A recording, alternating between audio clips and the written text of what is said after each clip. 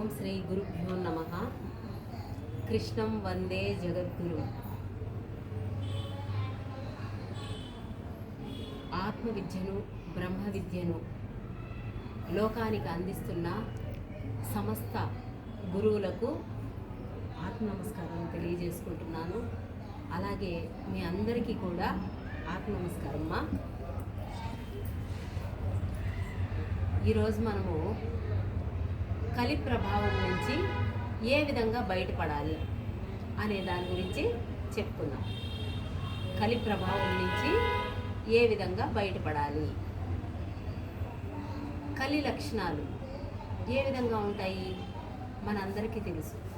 కలి లక్షణాలంటే మాంసం తినడం, మందు తాగడం, వ్యభిచారము, జోదము, అబద్ధాలాడటము, దొంగతనం చేయడము, పరనింద, వావి వరసలు లేకుండా ప్రవర్తించడము, ఇంకా ఎన్ని రకాలు ఉన్నాయో అన్ని రకాల వ్యసనాలు మానవుడికి కల్పించేది ఎవరంటే కలిపురుషుడు. ఎందుకంటే ఇది మాయా ప్రపంచం అన్నమాట. మాయ ఎప్పటికప్పుడు మనిషిని కిందకు లాగేస్తూ ఉంటుంది. ఈ కలి ప్రభావం నుంచి మనం బయటపడాలి అంటే మనం కరెక్ట్గా ఉండాలనుకుంటాము. కానీ కలిపురుషుడు ఏం చేస్తాడంటే ఏమి చేయకూడదో అవి చేపిస్తాడు మన దగ్గర, ఏమి తినకూడదో అది తినిపిస్తాడు, ఏమి మాట్లాడకూడదో అవి మాట్లాడిపిస్తాడు. కాబట్టి ఇటువంటి భయంకరమైన ఈ కలియుగంలో, కలికాలంలో ఆ కలి ప్రభావంలో నుంచి మనం బయటపడాలంటే ఏం చేయాలి దాని గురించి తెలుసుకుందాం. కలియుగ ప్రత్యక్ష దైవం ఎవరు? వెంకటేశ్వరుడు.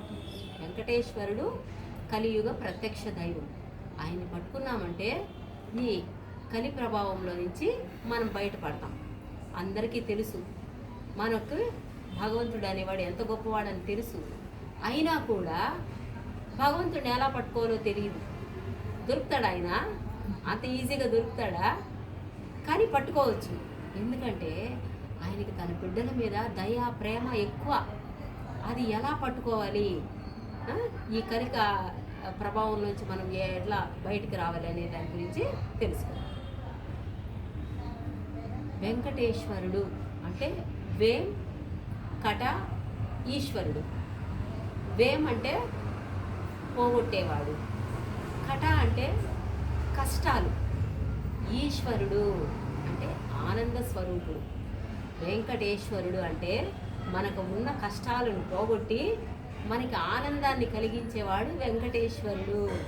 చూడండి, మనం ఎప్పుడైనా ఈ అర్థం మనకు తెలుసా? కాబట్టి ప్రతి దానికి అర్థము, అంతరార్థము, పరమార్థము అని 3 అర్థాలు ఉంటాయి ఏ పదానికైనా. కానీ మనకి తెలియదు.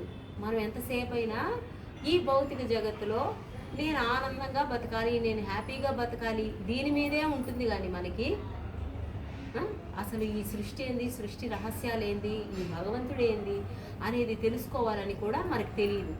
కానీ ఎప్పుడైతే మనము ఆ భగవంతుడు చరణాలను పట్టుకుంటామో, ఈ కష్టాలు, ఈ కలి ప్రభావంలోంచి బయటపడాలా, ఈ బాధలు నేను భరించలేను అన్నప్పుడు భగవంతుడా నన్ను నువ్వే కాపాడాలి అని మనం పూర్తిగా విశ్వాసంతో, నమ్మకంతో దేవుడు ఉన్నాడు, ఆయన నన్ను రక్షిస్తాడు అని మనం నమ్మినప్పుడు అప్పుడు సాక్షాత్తు భగవంతుడే సద్గురువుల రూపంలో వచ్చి మనకి ఇటువంటి విషయాలన్నీ తెలియజేస్తారు. కాబట్టి ఇప్పుడు చూడండి, మనకి ఎప్పుడైనా తెలుసా వెంకటేశ్వరుడు అంటే వెంకటేశ్వర స్వామి దండం పెడితే ఆయన మనల్ని కాపాడతాడు. మనకి ఇంతవరకే తెలుసు.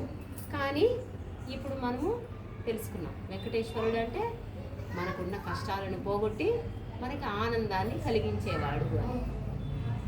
మరి మన కష్టాలు పోవాలంటే ఎలా అంటే భగవంతుడు గురువు రూపంలో వచ్చి చెప్పాడు. దాంట్లో అన్నమయ్య గురించి చెప్పుకున్నాం. ఎందుకంటే వెంకటేశ్వరుని భక్తుల్లో అన్నమాచార్యుల వారు ఆయనకి పరమ భక్తుడు. కాబట్టి అన్నమాచార్యుల గురించి మనం ఇప్పుడు తెలుసుకుందాం. అన్నమాచార్యుల వారు ఎవరంటే వెంకటేశ్వర స్వామి చేతిలోని ఖడ్గం. ఆయన చేతిలోని ఖడ్గము పంపిస్తాడనమాట భగవంతుడు భూమి మీద నువ్వు వెళ్ళి జన్మ తీసుకొని మానవులందరికీ వారి కష్టాల్లోంచి బయటపడాలంటే ఏం చేయాలి అని తెలియజేయని పంపిస్తాడు. ఆయన తల్లిదండ్రిని సెలెక్ట్ చేసుకొని వాళ్ళ కడుపులో జన్మ తీసుకొని అన్ని విద్యాబుద్ధులు నేర్చుకొని ఆయన ఒక ప్రయోజకుడుగా తయారవుతాడు. అయినప్పుడు ఆయన చెప్పిన కీర్తనలు లోకానికి ఏ విధంగా బయటపడాలి అని తెలియజేశాడు. అందరము విన్నాము, అందరము అన్నమయ్య సినిమా చూసాము, అందరికీ తెలుసు. కానీ అందరికీ తెలిసినా ఏం పట్టుకోవాలి అనేది తెలియదు. ఇటువంటి విషయాల్ని గురువు మాత్రమే చెప్తాడు. అందరికీ అన్నీ తెలుసు, కానీ ఏం పట్టుకోవాలి అనేది ఒక గురువు మాత్రమే చెప్తాడు అన్నమాట. అప్పుడు అన్నమయ్య ఏం చెప్పారంటే, ఊపిరిలో గని ఉన్నది యోగీంద్రులకు అన్నాడు. విన్నారా లేదా? విన్నారా? ఊపిరిలో గని ఉన్నది యోగీంద్రులకు అన్నాడు. అందరము విన్నాము. దాన్ని ఒక పాటలాగా అనుకొని మనం కూడా పాట పాడేశాం. ఊపిరిలో గని ఉన్నది యోగీంద్రులకు అని. అలా అంటే ఏంటి? అదేవిధంగా ఉచ్ఛ్వాస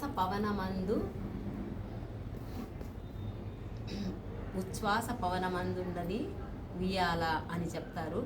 పలుమారు ఉచ్ఛ్వాస పవనమందున్నని భావము తెలిపెనే ఉయ్యాల అంటే మళ్ళీ మళ్ళీ పవనం అంటే గాలి, ఉచ్ఛ్వాసము అంటే పైకి తీసుకోవడం. ఎప్పుడైతే గాలి అన్నది ఎప్పుడు బయటకు వదిలిపెడుతూనే ఉంటాం మనం. ఎప్పుడైనా మనం శ్వాసని పైకి తీసుకున్నామా ఎప్పుడైనా మామూలుగా? లేదు. కాబట్టి ఎప్పుడైతే శ్వాసని మళ్ళీ మళ్ళీ పైకి తీసుకుంటూ ఉంటామో అప్పుడు భగవంతుడు అనే భావం ఏందో మనకు తెలుస్తుందంట. అన్నమాచార్యులు వారు చెప్పారు, పాట విన్నాం కానీ మనకి దాని అర్థం తెలియదు. కాబట్టి ఎప్పుడు కూడా గురువుల్ని ఎందుకు ఆశ్రయించాలంటే ఇటువంటి విషయాలు తెలుసుకోవడం కోసం మనం గురువుని పట్టుకోవాలి. లేదనుకో మనకు తెలియదు, జన్మ వృధా అయిపోతుంది. అందువల్ల వారేం చెప్పారు? పలుమారు ఉచ్ఛ్వాస పవనమందున్నని భావము తెలిపెనే ఉయ్యాల. మన శ్వాస అన్నది ఒక ఉయ్యాలలాగా పైకి కిందకి ఆడుతూ ఉంటుంది. అది ఎప్పుడు కూడా ఎక్కువగా ఇలా ఇలా ఇలా ఇలానే వస్తుంది, కానీ మనం ఇలా పైకి తీసుకునేది అనేది ఉండదన్నమాట. కాబట్టి ఉచ్ఛ్వాసము అన్నారు అంటే ఏమని? పైకి తీసుకోవడం. ఎప్పుడైతే మనం శ్వాసని పైకి తీసుకుంటామో అప్పుడు కళ్ళు మూసుకొని శ్వాసని తీసుకుంటూ ఉన్నామంటే ఆటోమేటిక్గా మన మనసు అనేది ఒక సైలెన్స్లోకి వచ్చేస్తుంది. ఎప్పుడైతే మన మనసు అనేది సైలెన్స్లోకి వచ్చేస్తుందో అప్పుడు భగవంతుడు మన లోపల ఉన్న ఆత్మే భగవంతుడు, ఆయనే గురువు. ఆయన మనల్ని ఎలా నడిపించాలో నడిపిస్తాడు. అయితే ఆయన నడిపించినా కూడా మనము సాధన చేస్తూ గురువు చెప్పే జ్ఞానం తెలుసుకోవాలి.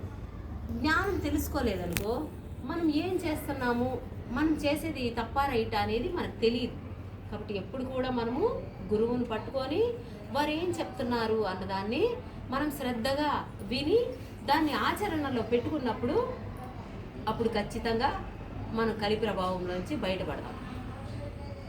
ఈ శ్వాస ఊపిరిలో గని ఉన్నది యోగేంద్రులకు అన్నారు. మరి ఊపిరి లోపల గని ఏముంది? ఇక్కడ లోపల ఏమన్నా బంగారు వజ్రవైడూర్యాలు ఉన్నాయా? లోపల చూస్తే ఏమున్నాయి? రక్తమాంసాల శరీరం ఇది కదా. కానీ ఆయన ఏం చెప్పాడు? ఊపిరిలో గని ఉందన్నారు. మరి ఏంటిది? మరి దాన్ని తెలుసుకోవాలి కదా. అంటే ఎప్పుడైతే మనం మన శ్వాసని పట్టుకుంటామో మనకి ఎప్పుడు నిరంతరము కుడివైపు ఉన్నదాన్ని సూర్యనాడి అంటారు, ఎడం వైపు ఉన్నదాన్ని చంద్రనాడి అంటారు. రోజులో కొంత సమయము సూర్యనాడి ద్వారా శ్వాసలు జరుగుతాయి, కొంత సమయము చంద్రనాడి ద్వారా శ్వాసలు జరుగుతాయి. మీరు గమనించుకోండి, ఎప్పుడైనా మీరు ఇలా చేయి పెట్టుకున్నారంటే మనకు తెలుస్తుంది అన్నమాట. 2 ముక్కు రంధ్రాల ద్వారా శ్వాస ఒక్కటిగా జరగదు. అందువల్ల మనం ఎప్పుడైతే కళ్ళు మూసుకొని శ్వాస మీద ధ్యాస పెట్టి శ్వాసని ఇలా తీసుకున్నప్పుడు 2 ముక్కు రంధ్రాల ద్వారా తీసుకుంటాం. ఎప్పుడైతే 2 ముక్కు రంధ్రాల ద్వారా తీసుకుంటామో అప్పుడు సమానంగా శ్వాస అన్నది పైకి వెళ్తుంది. ఇప్పుడు ఒక్క ముక్కు రంధ్రం ద్వారానే జరిగినప్పుడు కుడి ముక్కు రంధ్రం ద్వారా జరగడాన్ని సూర్యనాడి అన్నాము. వేడి ఎక్కువ అయిందంటే శరీర అవయవాలు దెబ్బతింటాయి. అదేవిధంగా ఎడముకు వైపు రంధ్రం ద్వారానే జరిగిందనుకో చంద్రనాడి అంటాం. శరీరంలో చల్లదనం ఎక్కువైపోయినా కూడా శరీర అవయవాలు దెబ్బతింటాయి. మీరు డాక్టర్ ఫీల్డ్లో ఉన్నారు కాబట్టి అవునో కాదో ఆలోచించుకోండి. శరీరం ఎప్పుడు కూడా బ్యాలెన్స్డ్గా ఉండాలి. వేడి ఎక్కువ అవ్వకూడదు, అదేవిధంగా చల్లదనము ఎక్కువ అవ్వకూడదు. శరీరం అనేది బ్యాలెన్స్డ్గా మధ్యస్థంగా ఉండాలి. దాన్ని గురువు గారు కూడా మధ్య మార్గం అని చెప్పారు. కాబట్టి ఎప్పుడు కూడా మధ్య మార్గంలో ప్రయాణం చేయాలంటే శ్వాస మీద ధ్యాస ఉంచి ధ్యానం చేయాలి. ఎప్పుడైతే సమంగా శ్వాసను తీసుకుంటామో అప్పుడు ఏం జరుగుతుందంటే మనం తీసుకున్న శ్వాస మన లోపలికి వెళ్ళి మనమేముంది ఇంత చిన్న గాలే కదా ఏముంది అనుకుంటాము. కానీ భగవంతుడు సకల చరాచర సృష్టి మొత్తము ఈ ఊపిరిలోనే పెట్టారు. ఈ ఊపిరి ఆడుతూ ఉంటే మనమే శివము, ఈ ఊపిరి ఆగిపోతే మనమే శవం కదా, శవం. కాబట్టి ఈ ఊపిరి ఆడుతుంది కాబట్టి మనమే శివుడు అన్నారు. మరి ఈ చిన్న శ్వాస ఏమి చేస్తుంది లోపలికి వెళ్ళి ఇది తెలుసుకోవాలి కదా. మరి ఆయనేమో అన్నమయ్య గని ఉంది లోపల అన్నాడు.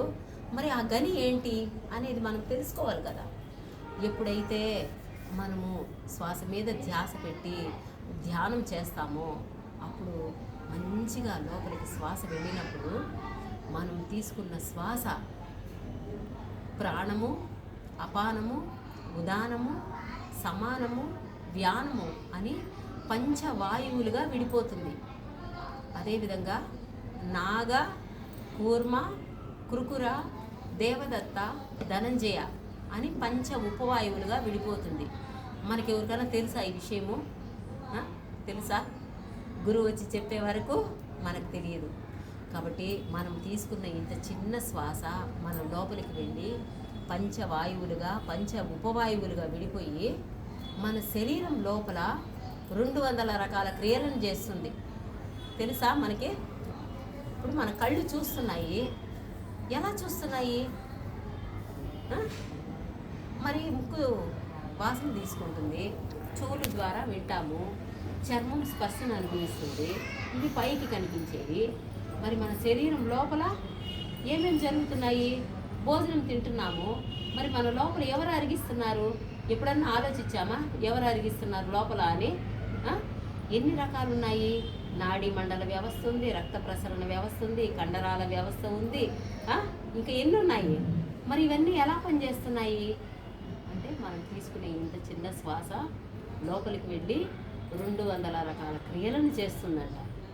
మరి అది గనే కాదా మనకి? మనం తీసుకునే ఊపిరిగానే కాదా? ఇప్పుడు ఇంతమంది మాకు ఆరోగ్యం బాగాలేదు అంటారు. ఎందుకు బాగలేదంటే మన లోపల అవసరమైనంత శ్వాస ప్రాణశక్తి లేదు. అందుకని ఎవరైనా ఆరోగ్యం బాగాలేదని హాస్పిటల్కి వెళ్తానే ఫస్ట్ ఏం చేస్తారు? ఆక్సిజన్ పెడతారు. భగవంతుడు ఫ్రీగా ఇంత గాలి ఇచ్చి కూర్చొని కళ్ళు మూసుకొని సాధన చేసుకోండి, శ్వాస మీద ధ్యాస పెట్టి సాధన చేయండి అంటే మాకు టైం లేదండి అంటారు. మరి నాకేం ఆరోగ్యం బాగలేదు అని 1000 లక్షలు తీసుకెళ్ళి హాస్పిటల్లో కట్టేసి జీవితాన్ని నరకం చేసుకుంటున్నారా లేదా? ఇప్పుడు తప్పెవరిది? మనదే. కాబట్టి సద్గురు అనేవాళ్ళు మన జీవితంలోకి వచ్చి వాళ్ళు ఏం చెప్తున్నారు అనేది విని దాన్ని ఆచరణలో పెట్టుకున్నప్పుడు మన జీవితాలు అద్భుతంగా ఉంటాయి. అదేవిధంగా మనము శ్వాసని వదిలినప్పుడు ఇలా చేయబెట్టండి, ఎంత దూరం వస్తుంది చూడండి. ఒక స్కేల్ అంత దూరం వస్తుంది, 30 సెంటీమీటర్స్ శ్వాస ఇలా బయటికి రావడం. అదేవిధంగా మనం ఇలా తీసుకున్నప్పుడు మన శ్వాస ఎంత ఉంటుందంటే 8 సెంటీమీటర్లు తక్కువగా 22 సెంటీమీటర్ల నుంచి తీసుకుంటామంట. దానివల్ల ఏమవుతుంది? ప్రతి శ్వాసలోనూ 8 సెంటీమీటర్లు తగ్గిపోతూ వస్తుంది. మనం ఏమనుకున్నాము? శ్వాస అంటే ఇది ఉత్త గాలి కాదు, ఇది శక్తి, ఎనర్జీ అన్నమాట. ఎనర్జీ ఏమవుతుంది? ప్రతి శ్వాసలోనూ తగ్గిపోతుందా లేదా? కాబట్టి ఏమవుతుంది? ఆటోమేటిక్గా ఆరోగ్యం అనేది దెబ్బతింటూ వస్తుంది. అందువల్ల శ్వాస మీద ధ్యాస ఉంచి కళ్ళు మూసుకొని మంచిగా శ్వాసను తీసుకున్నప్పుడు ఆటోమేటిక్గా మన లోపల వెళ్ళి శరీరం అంతా బాగవుతూ వస్తుంది. కాబట్టి శ్వాస మీద ధ్యాస అనేది ఊరికే టైంపాస్ కోసం చేసేది కాదు. ఇది చాలా సృష్టిలోకి అతి గొప్పది. యోగులు మహర్షులు అందరూ చెప్పేశారు, కానీ మనం దాన్ని పట్టుకోలేదు. ఏ విధంగా పట్టుకోవాలో అలా పట్టుకోవాలి. అదేవిధంగా మనం నిద్రపోయేటప్పుడు మన శ్వాస 2 స్కేల్ అంత పొడవును బయటికి వెళ్ళిపోతుందంట. అంటే 60 సెంటీమీటర్ల దూరము నిద్రలో మన శ్వాసలు కిందకి వెళ్ళిపోతాయి. మనం తీసుకునేదేమో తక్కువ, వదిలిపెట్టేదేమో ఎక్కువ. అదేవిధంగా స్త్రీ పురుష సంయోగంలో 72 సెంటీమీటర్ల శ్వాస బయటకు వచ్చేస్తుందంట. చూడండి, మరి మానవుడు శక్తిహీనుడు అవ్వకుండా ఏమవుతాడు? కాబట్టి ఎప్పుడు కూడా గురువులు ఏం చెప్తారో దాన్ని మనం పట్టుకోవాలి. ఎన్నో రూపాల్లో ఎప్పటికప్పుడు భగవంతుడు సద్గురువులను పంపించి భూమి మీదకి చెప్తూనే ఉంటారు. దాన్ని అర్థం చేసుకునే శక్తి మనకు లేక మనము అన్ని విధాల నష్టపోతున్నాం. కాబట్టి ఎప్పుడైతే మన శ్వాసను మంచిగా తీసుకుంటామో, అన్నమాచార్యులు వారు చెప్పినట్టు ఊపిరిలో గని ఉన్నది యోగేంద్రులకు. ఆ ఊపిరి మనం తీసుకుంటూ మనం ప్రాక్టీస్ చేస్తూ ఉన్నామంటే, మనం ఇలా కళ్ళు మూసుకొని కూర్చున్నప్పటి నుంచి మనకి ఎన్నో ఆలోచనలు వస్తాయి. ఎప్పుడైతే మళ్ళీ మనం ఆలోచన కట్ చేసి మన దృష్టిని తీసుకొచ్చి శ్వాస మీద పెట్టాలి. అలా మళ్ళీ మళ్ళీ మళ్ళీ చేస్తూ ఉన్నామంటే ఏమవుతుందంటే, కొంత సమయానికి, అంటే మామూలుగా 40 రోజులు చేయాలంటారు. ఏదైనా మండలం రోజులు అంటారు. హనుమాన్ చాలీసా అంటారు. చాలీసా అంటే 40. కాబట్టి 40 రోజులు పొద్దున ఒకసారి, సాయంత్రం ఒకసారి, ఎవరి వయసు ఎంతో అంతసేపు కనీసం ధ్యానం చేయాలి. ఎప్పుడైతే చేస్తామో అప్పుడు చేయగా చేయగా ఏమవుతుందంటే మన ఆలోచనలన్నీ ఖాళీ అయిపోతూ వస్తాయి. ఎప్పుడైతే మన ఆలోచనలన్నీ ఖాళీ అయిపోతాయో అప్పుడు మాత్రమే విశ్వమయ ప్రాణశక్తి, కాస్మిక్ ఎనర్జీ అంటారు. సృష్టి అంతా ప్రాణశక్తితో నిండి ఉంది. ఆ ప్రాణశక్తి తగ్గిపోవడం వల్లే మనం శక్తిహీనులు అయిపోతున్నాము. కాబట్టి సాధన చేసినప్పుడు ఆ కాస్మిక్ ఎనర్జీ మన శరీరంలోకి వచ్చి ఆటోమేటిక్గా మన శరీరం లోపల 72,000 నాడులు ఉంటాయి. చూడండి, 72,000 నాడులు. మరి ఇన్ని క్లీన్ అవ్వాలంటే ఎప్పుడు అవ్వాలా? కాబట్టి అరగంట గంట కూర్చున్నాను, ఏదో చేసినాను అని కాకుండా సమయం దొరికినప్పుడంతా శ్వాస మీద ధ్యాస ఉంచి ధ్యానం చేస్తూ వచ్చారంటే చేయగా చేయగా చేయగా మన అంటే టైం పడుతుంది. అదేం 1 రోజు 2 రోజుల్లో అయిపోయేది కాదు. చేయాల నిరంతర తపన చేసినప్పుడు ఏమవుతుందంటే మనం జన్మల నుంచి చేసుకున్న కర్మలన్నీ ఉంటాయి. ఆ కర్మలన్నీ క్లీన్ అయిపోతూ మన నాడులన్నీ శుద్ధి అయ్యి అప్పుడు మన శరీరంలో ఏం జరుగుతుంది అంటే ఇది కూడా మనకు తెలియదు. ఏదో చేస్తున్నాము, ఏదో మనకు మంచి జరుగుతుంది, అక్కడ వరకే తెలుసు. కానీ ఎప్పుడైతే శ్వాస మీద ధ్యాస ఉంచి ధ్యానం చేస్తామో కళ్ళు మూసినప్పుడు దీన్ని చర్మ చక్షువులు అంటారు. చక్షువు అంటే కళ్ళు. ఈ 2 చూస్తున్న మన కళ్ళని చర్మ చక్షువులు అంటారు. ఎప్పుడైతే కళ్ళు మూసి సాధన చేస్తూ ఉంటామో అప్పుడు మన లోపల మనోచక్షువు అంటారు. మనోచక్షు అంటే మన మనసు. మన మనసు ఎప్పుడు ఏమైపోయి ఉంటుందంటే ఇలా మూసుకొని పోయి ఉంటుంది. ఆ సాధన చేసినప్పుడు మనసు విచ్చుకుంటుంది పద్మంలాగా. ఎప్పుడైతే మనసు తెరుచుకుంటుందో అప్పుడు ఆటోమేటిక్గా మనలో దివ్య చక్షువు అంటారు. ఆ దివ్య చక్షువు ఓపెన్ అవుతుంది. దివ్య చక్షువు అంటే ఇక్కడ ఉంటుంది మనకి 3వ కన్ను ప్రతి ఒక్కరికి. దాన్ని ఆజ్ఞా చక్రము అని కూడా అంటారు. ఎప్పుడైతే మనకి దివ్య చక్షువు తెరుచుకుంటుందో అప్పుడు మనలో జ్ఞాన చక్షువు, అంటే 4 రకాల చక్షువులు ఉంటాయంట. చక్షువు అంటే కళ్ళు. జ్ఞాన చక్షువు ఓపెన్ అవుతుందంట.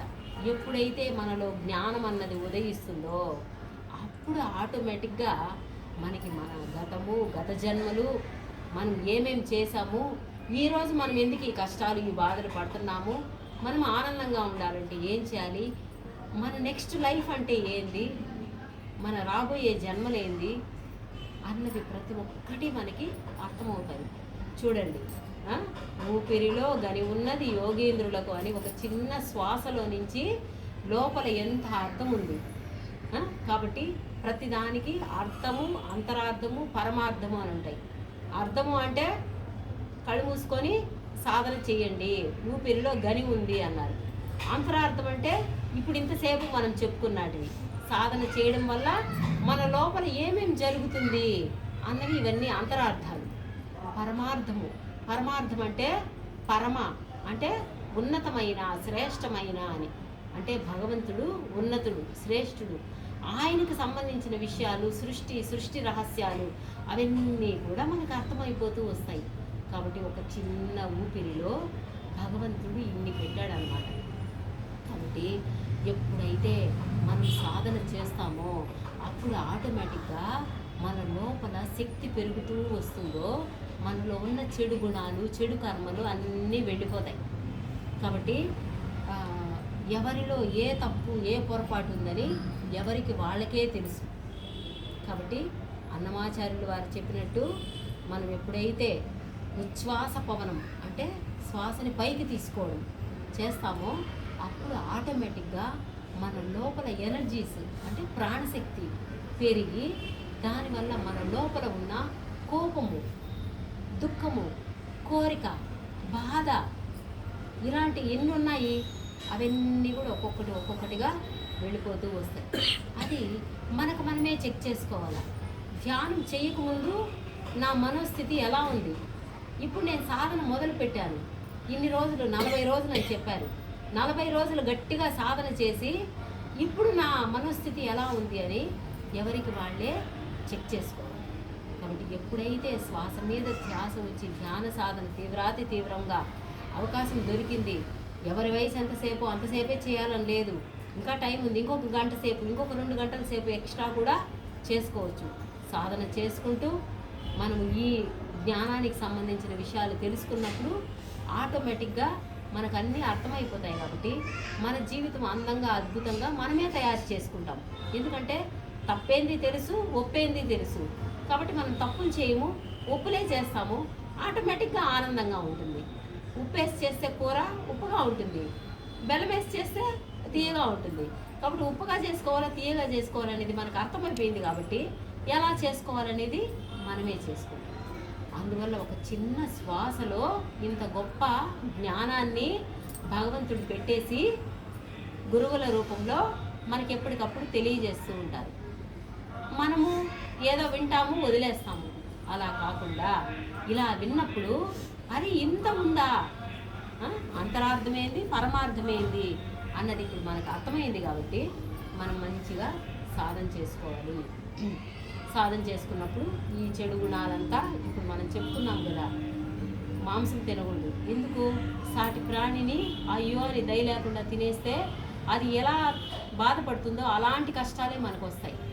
ఇది మనకు తెలియదు. కానీ ఎప్పుడైతే ధ్యానం చేస్తామో అప్పుడు మనకు అన్నీ అర్థమైపోతాయి. ఎందుకంటే భగవంతుడు చెప్పేశాడు, అన్ని ప్రాణులలో ఉన్న ప్రాణాన్ని నేను అని. అది మామూలుగా ఏదో ఒక మాటలాగా వింటాం మనం.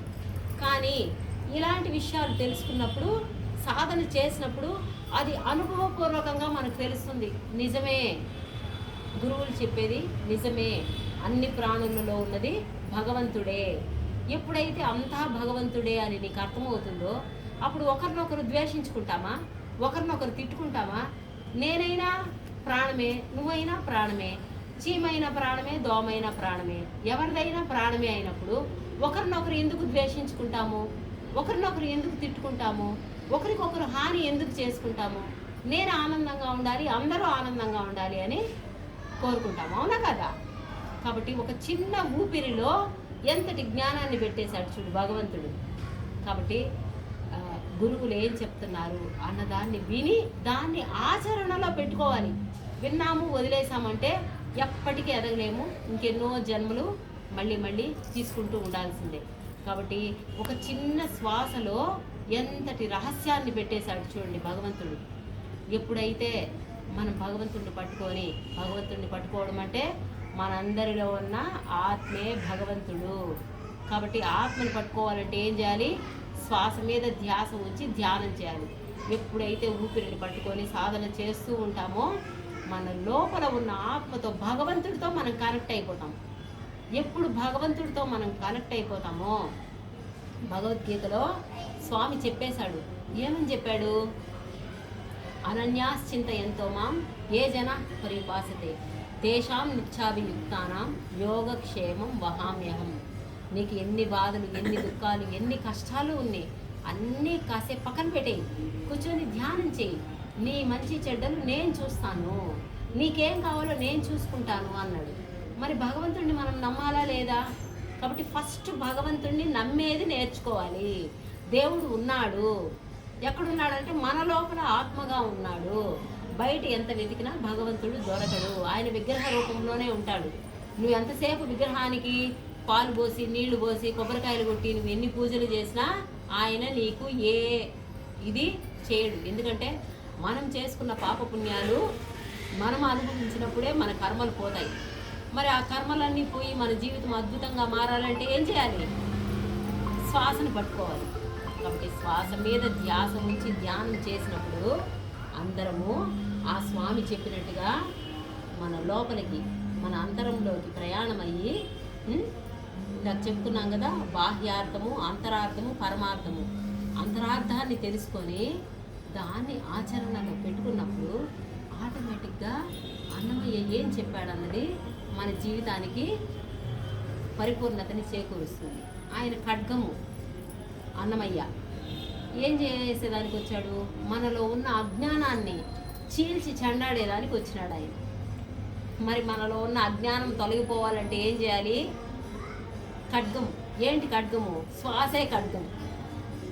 ఎప్పుడైతే నువ్వు నీ శ్వాసను పట్టుకుంటావో ఆటోమేటిక్గా నీలో ఉన్న అజ్ఞానం తొలగిపోయి నీలో జ్ఞాన జ్యోతి వికసిస్తుంది.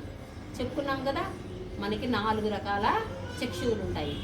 కళ్ళు మూసినప్పుడు చర్మ చక్షువు క్లోజ్ చేసాం కాబట్టి మనోచక్షువు తెరుచుకుంటుంది. ఎప్పుడైతే మనసు తెరుచుకుంటుందో మనలో దివ్య చక్షువు, ఆజ్ఞాచక్రం ఓపెన్ అవుతుంది. ఎప్పుడు ఆజ్ఞాచక్రం యాక్టివేట్ అవుతుందో ఆటోమేటిక్గా జ్ఞాన చక్షువు వికసించి సహస్ర పద్మదళంలో పరమాత్ముడు మన లోపల స్థితమై ఉంటాడు. ఆయన్ని దర్శించుకునే భాగ్యం మనకు కలుగుతుంది. చూసారా ఎంత చిన్న దానిలో ఎంత గొప్ప అర్థాన్ని భగవంతుడు పెట్టాడు. మరి సద్గురువు వచ్చి ఇవన్నీ చెప్పకపోతే మనకు తెలుసా? ఏదో సినిమాలో కథలాగా పాటలాగా విన్నాము, వదిలేసాము. కాబట్టి మన జీవితము అద్భుతంగా ఆనందంగా తయారవ్వాలి. ఈ కలి ప్రభావం నుంచి మనం బయటపడాలి. ఈ తప్పులు పాపాలు చేయకుండా ఉండాలి. అంటే మనసు అనేది ఒక మాయ మృగం అన్నమాట. ఏమి చేయకూడదో అదే చేయిస్తుంది. కాబట్టి సాధన చేస్తూ చేస్తూ ఉన్నప్పుడు మనము ఇలాంటి తప్పులు పొరపాట్లు చెయ్యము. కాబట్టి మనము చేస్తూ మన కుటుంబ సభ్యులకి, మన చుట్టూ ఉన్న సమాజానికి పంచడం మనందరి బాధ్యత. కాబట్టి గురువు చెప్పిన ఈ సత్యాన్ని మనందరం ఆచరణలో పెట్టుకొని మనందరం ఆనందంగా జీవిస్తూ 10 మందికి ఈ ఆనందాన్ని పంచాలి. ఓకేనా నాన్న? Okay, thank you.